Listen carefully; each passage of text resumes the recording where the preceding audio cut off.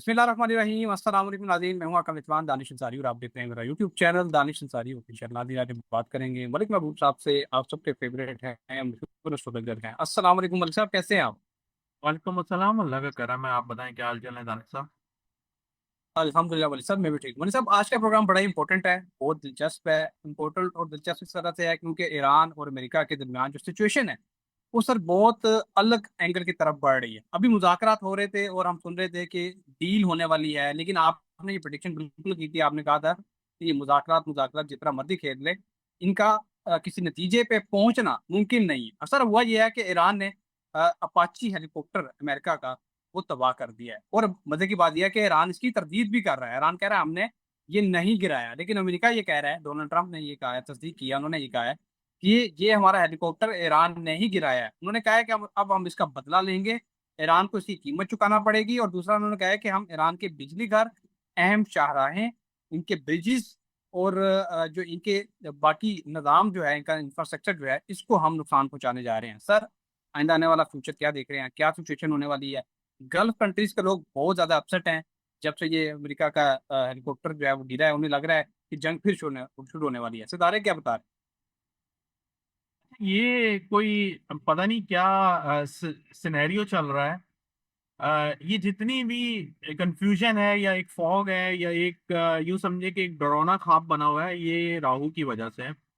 और राहु जो है अभी जुपिटर के ट्राइन से हट गया है और राहु बिल्कुल इंडिपेंडेंट हो गया। तो हो ये रहा है कि जो चीज जुपिटर पहले कंट्रोल कर रही थी राहु के ऊपर, ट्रांजिट, जो ट्रांजिट के थ्रू एक एस्पेक्ट बन रहा था राहु के ऊपर, अब वो खत्म हो गया। तो वो ये रहा है कि राहु जो चाहे, जो उसको समझ में आया या जो उसका एक्चुअल में करेक्टरिस्टिक था, वो शो करा रहा है। तो अगर हम डोनाल्ड ट्रंप की इस बात को इतना संजीदा लेंगे तो मेरे ख्याल से गलत होगा, क्योंकि मैं आपको कंटिन्यूअसली बोलते आ रहा हूँ कि ये छोटे मोटे मसाइल एक दूसरे को गिरा देना ये चलता रहेगा। ये अगर आप ये बोलें बिल्कुल अमन हो जाए, मैंने आपको शायद आज से 4 महीने पहले कहा था मुझे ऐसा अमन नजर नहीं आता, और मैं अभी भी इसी बात पे कायम हूँ। छोटे मोटे महाज खुदा ना खास्ता होते हुए आपको नजर जरूर आएंगे, लेकिन कोई बहुत बड़ा जैसे फरवरी मार्च अप्रैल में हालात बने थे वैसा मुझे हालात नहीं दिख रहा है। प्लानिटरी सिचुएशन को देख के बता रहा हूँ, ग्राउंड रियलिटी वही वाली बात है, डिफरेंट चलेगी क्योंकि हालात ऐसे हैं इस वक्त। किसी को अनसर्टेनिटी इतनी ज्यादा हुई है, किसी को भरोसा ही नहीं है कि कल होने क्या वाला है।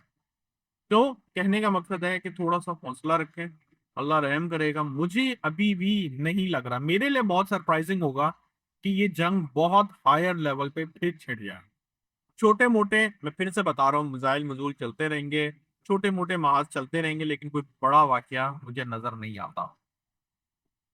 ओके मलिक साहब। अच्छा मलिक साहब, देखिए, अमेरिका की तरफ से कोई अटैक किया जाता है, जैसे की तरफ से अटैक किया जाता है, तो हमें शायद इंटरनेशनल मीडिया उसको रिपोर्ट नहीं करता या उसको छुपाने की कोशिश वो करते हैं ताकि इनका इमेज जो है वो खराब ना हो।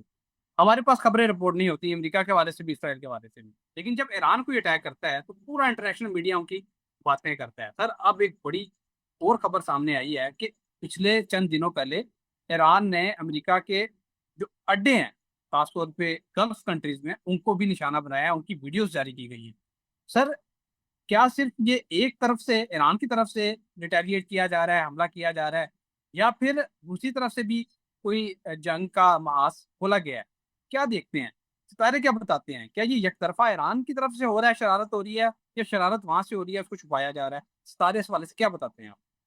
देखिए, वो एक मिसाल है ना, ताली दो हाथ से बजती है। तो मैं नहीं मानूंगा कि ये एक हाथ तरफ से हो रहा है। अगर मैं सितारों की रोशनी में भी देखूं तो मुझे कॉन्फ्लिक्ट नजर आ रहा है, लेकिन कोई बहुत बड़ा, जैसे मैंने अभी बताया कि कोई बहुत बड़ा महाज मुझे नजर नहीं आता। और जहां तक आपने ईरान की बात की, ईरान बहुत ज्यादा कंट्रोल और एक बोलते हैं कि बहुत अच्छी सिचुएशन में खड़ा हुआ है। मैं आपको अभी इसलिए बता रहा हूँ, मैं जायचे की नजर से बता रहा हूँ, मैं हालात की वजह से नहीं बता रहा हूँ। वो इसलिए क्योंकि जुपिटर, अगर हम देखें तो उनके फर्स्ट हाउस में ट्रांजिट कर रहा है और वो एक्सॉल्टेड है। एक्सॉल्टेड का मतलब फुल फुल पावर से बहुत कंफर्टेबल जोन में है वो। तो ईरान को कोई बड़ा चैलेंज मुझे नहीं दिखता, बिल्कुल नहीं दिख रहा। मैं फिर से बता रहा हूँ, अगर वो करेंगे तो उसका रिटेलिएट जरूर ईरान करेगा, लेकिन वो इनिशिएशन नहीं करेगा। क्यों नहीं करेगा? अब एक बात ये भी सुन लीजिएगा। जुपिटर जिसके फर्स्ट हाउस में होता है, ये एक नॉर्मल जर्नली बात कर रहा हूँ, वो ऐसे गलत कामों में नहीं पड़ते, याद रखिएगा ये। जुपिटर जिसके फर्स्ट हाउस में आता है या ट्रांजिट भी कर रहा होता है, वो ऐसे गलत कामों में नहीं पड़ते। तो मुझे बिल्कुल भी नहीं लग रहा इस वक्त सिचुएशन के हिसाब से, सितारों के हिसाब से, कि ईरान कोई पहल कर रहा है फिलहाल। ओके भाई साहब। अच्छा भाई साहब, एक और बड़ी अहम खबर मेरे सामने अभी आई है। फिलिपाइन में जो अर्थक्वेक की वजह से जो अमवात की तादाद है वो सैकड़ों में पहुंच चुकी है। और वहाँ पे सर माली नुकसान भी बहुत ज़्यादा हुआ है। लोगों के घर जो हैं वो तबाह हो गए हैं और लोग सड़कों पे रहने पे मजबूर हैं। और आपने ये पिटिशन की थी, आपने बताया था 2025 के एंड में, जो मैंने आपका प्रोग्राम किया था, आपने कहा था कि 2026 का डिजिट भी बताया था आपने, और वैसे भी आपने बताया था एस्ट्रोलॉजिकली भी कि बड़ा खतरनाक साल आने वाला है कुदरती आफात के वाले से। और सर फिलिपाइन में इतने बड़े पैमाने पर तबाही हमने बहुत कम देखी है। बड़ी बड़ी बिल्डिंग्स जो है जमीन बहुत हो चुकी हैं। सर जापान में भी सुनामी आया, 7.4 मैग्नीट्यूड का दजला आया, वहां पे भी काफी खासा नुकसान हुआ। आइंदा आने वाले दिनों में वो कौन से ममालिक हैं? रशिया का बिल्कुल आपने बताया हुआ है कि रशिया में भी नुकसान होगा। और कौन से ममालिक देखते हैं साउथ एशिया के वाले से जिन्हें खुदा ना खास्ता कोई नुकसान हो सकता है, ताकि लोग ज़हनी तौर पर अलर्ट हो जाए। मकसद तो यही होता है, अल्लाह अपने जो मान में रखे सारे। ईस्ट वाली साइड जो है डिस्टर्ब है, यही जो फिलिपाइन है, ताइवान है, चाइना है, बांग्लादेश, इंडिया, ये जो अपर वाली साइड है ना, अपर नॉर्थ वाली साइड पे, यहाँ पे प्रॉब्लम आने हैं। और मेरे ख्याल से अगर मैं गलत नहीं हूं तो उसके जल्जलों के झटके शायद पाकिस्तान के भी अपर साइड पे महसूस हुए हैं। तो ये सिलसिला अभी स्टार्ट हुआ है, मैंने जैसे कहा है।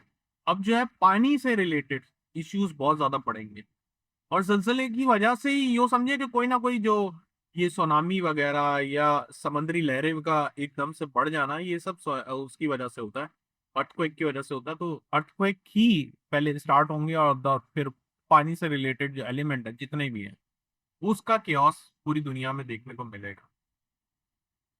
ओके मनी साहब। अच्छा मनी साहब, जो जो कैटास्ट्रॉफिक इवेंट्स होते हैं, बड़े पैमाने पे तबाही होती है और लोग जो है दरबदर हो जाते हैं, खासतौर पे 2025 में हमने इंडिया और पाकिस्तान में पानी की वजह से बहुत ज्यादा तबाही देखी थी। सर जाहिर है, आपने अभी एक्सप्लेन भी कर दिया है कि कुछ ऐसे इवेंट्स बनते हैं स्टारों में जो ये इंडिकेट करते हैं इवेंट्स को। सर क्या इंडिया और पाकिस्तान में 2025 से कम रहेंगे 2026 में मामला, या इन कुदरती आफात की शिद्दत इससे भी ज्यादा होगी? इस हवाले से काइंडली बताएं। और क्या शहरी इलाके भी मुतासिर होंगे? पिछली दफा फर्स्ट टाइम हमने देखा कि शहरी इलाकों को भी नुकसान पहुंचा, वरना आमतौर पर देहात ही मुतासिर होते हैं, देहाती लोग ही बेचारे दरबदर होते हैं। अच्छा, जब तक सैटर्न इधर है, मतलब 2027 के मिड तक ये वाकयात बढ़ेंगे। और इस साल सबसे ज्यादा सबसे ज्यादा हालात पूरी दुनिया के होंगे खराब।